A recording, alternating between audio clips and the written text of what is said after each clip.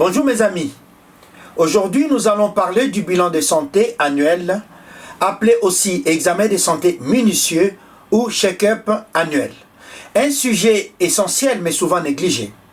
Et pourtant, ces analyses sanguines complètes peuvent sauver des vies, prévenir de maladies graves et vous permettre de rester en bonne santé plus longtemps. Pourquoi faire un bilan de santé quand on se sent bien? Quel examen faut-il demander? Et à quel âge commencer ces examens? Nous décortiquons tout ça tout au long de cette émission pour que vous sachiez exactement quand, comment et pourquoi faire votre check-up annuel. Installez-vous bien, c'est le moment de prendre votre santé en main. Si ce n'est pas encore fait, merci de vous abonner à notre chaîne YouTube Jean-Paul Djamba car c'est gratuit. Likez et partagez la vidéo. Le bilan de santé, examen de santé minutieux ou check-up, comprend plusieurs examens permettant de connaître l'état de santé général d'un patient. Il permet également de suivre l'évolution d'une maladie. Dit autrement, un bilan de santé ou un check-up est une évaluation médicale complète et préventive, destinée à identifier les facteurs de risque avant l'apparition des symptômes. Il s'agit d'un examen périodique structuré, centré sur le dépistage, l'analyse fonctionnelle et la prévention personnalisée. Auparavant, ce genre d'examen était réservé aux militaires. Ceci étant, si vous voulez rester en bonne santé, vous devriez consulter votre médecin traitant ou un médecin généraliste une fois par an pour demander un bilan sanguin comprenant les examens suivants. 1. Glycémie à jeun et hémoglobine glyquée. Le but de cet examen est de mesurer le taux du sucre dans le sang et l'objectif est de dépister un diabète ou un prédiabète ou suivre l'évolution si antécédents familiaux ou surpoids. Finalement, ces examens permettent de détecter le signe précoce du diabète qui peut souvent passer inaperçu pendant des années sans symptômes visibles. 2. Numération formule sanguine, NFS ou hémogramme, qui est demandé dans le but d'évaluer les cellules sanguines, globules rouges, blancs et plaquettes. Et les objectifs de cet examen est de dépister une anémie, une infection bactérienne ou une inflammation, ou détecter des signes de maladies hématologiques telles que leucémie, etc. 3. Nous avons le bilan lipidique, cholestérol total, HDL, LDL, triglycérides, etc. dans le but d'évaluer les graisses dans le sang. Les objectifs de cet examen est de prévenir les maladies cardiovasculaires du genre AVC, infarctus. L'objectif aussi permet d'adapter le mode de vie ou traitement si nécessaire. Dit autrement, le bilan lipidique mesure les niveaux de cholestérol total, de HDL et de LDL, ainsi que les triglycérides pour détecter un déséquilibre lipidique qui augmente le risque cardiovasculaire. 4. Nous avons le bilan hépatique. Azate, alate, gamma-GT, phosphatase alcaline, bilirubine, etc. Le but de cet examen est de vérifier le bon fonctionnement du foie par le dosage de ces enzymes hépatiques précités.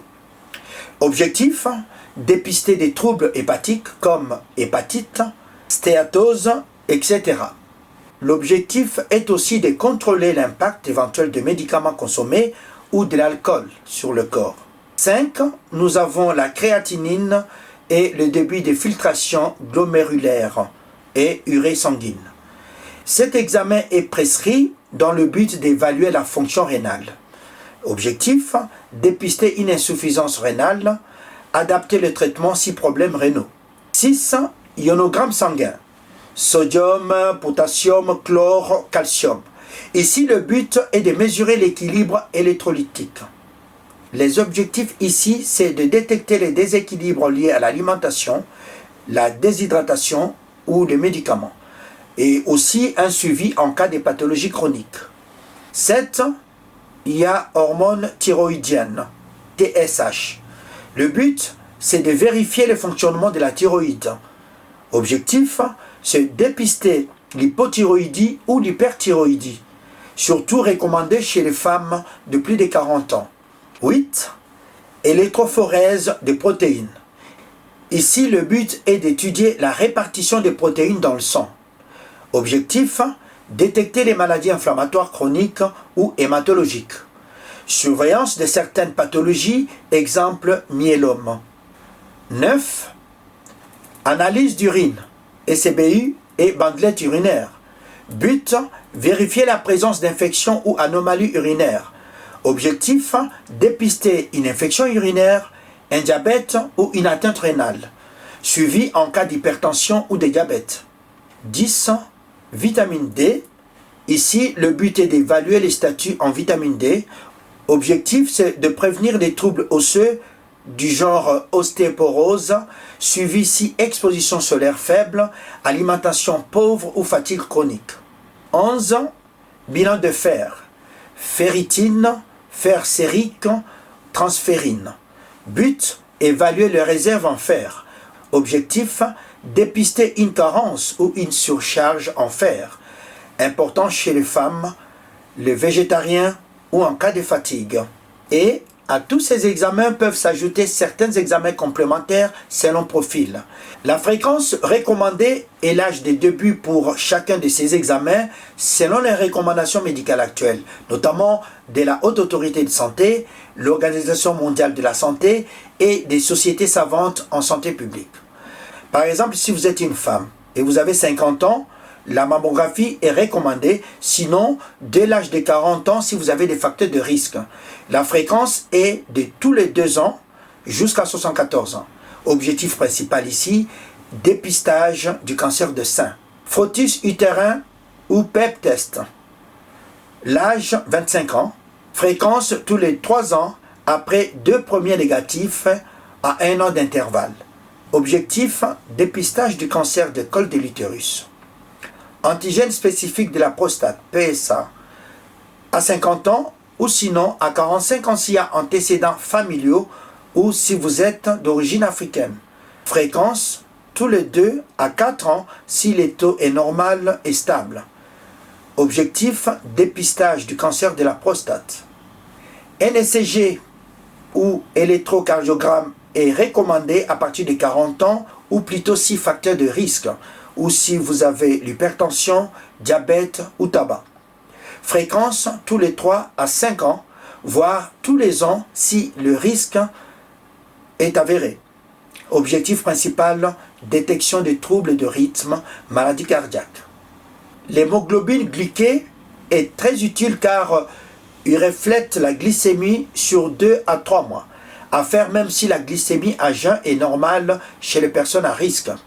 En cas de surpoids, sédentarité ou antécédents familiaux, à partir de 45 ans. Fréquence tous les ans ou tous les 6 mois si diabète ou prédiabète. L'objectif est le dépistage et le suivi du diabète. Pour conclure, un check-up santé annuel ou un bilan annuel de santé va bien au-delà de simples examens cliniques.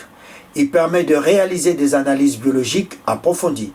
De ce fait, ces examens permettent d'identifier précocement des troubles asymptomatiques et donc de prendre en charge de mesures préventives avant que des complications graves n'apparaissent. Sachez qu'à partir de 50 ans, l'assurance maladie offre un bilan santé complet et gratuit. Il s'agit de fameux check-up qui inclut des analyses biologiques que nous venons de numérer, un diagnostic cardiaque, gynécologique, visuel, auditif ou dentaire. Ce bilan de santé à effectuer tous les 5 ans est intégralement pris en charge, donc à 100% gratuit. Le risque de santé évolue avec le temps pour ne pas parler de l'âge. Et certaines conditions peuvent apparaître de manière subtile avant de devenir graves. Par exemple, une hypertension peut se manifester lentement au fil des ans et un bilan de santé annuel permet de suivre son évolution et de prendre des mesures adaptées.